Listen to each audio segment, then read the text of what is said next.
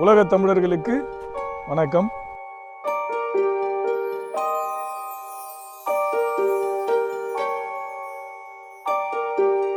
இங்கே பார்த்தீங்கன்னா விதவிதமான பூசணிக்காய் இருக்குது. ஹாலோவீனுக்காக இங்கே வியாபாரத்துக்கு வச்சுருக்காரு ஒரு விவசாயி. தன்னுடைய தோட்டத்தில் விளைஞ்ச விதவிதமான பூசணிக்காவை இங்கே வியாபாரத்துக்கு வச்சுருக்காங்க. அவருடைய வீட்டு வாசல்லையே வச்சுருக்காரு. ஆளே இல்லை, நம்மளே தேவையான பூசணிக்காவை வாங்கிக்கின்னு அங்கே இருக்கிற ஒரு பெட்டியில் காசு போட வேண்டியது தான். அப்படி இல்லைன்னா அங்கே ஒரு கியூஆர் கோடும் இருக்குது, நம்ம அதுலேயே பே பண்ணிக்க வேண்டியது தான். ரொம்ப வித்தியாசமான பூசணிக்காய், ரொம்ப அழகாக இருக்குது.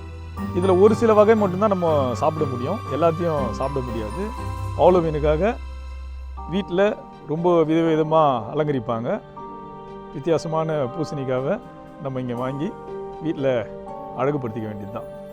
பாருங்கள் எவ்வளோ சூப்பராக இருக்குது. வாங்கிறதுக்கு வந்திருக்காங்க. இதுலேயே எவ்வளோ விலைன்னு போட்டிருக்காங்க, அதை பார்த்து நம்ம எடுத்துக்க வேண்டியது தான். எவ்வளோ விதவிதமாக இருக்குது பாருங்களேன்.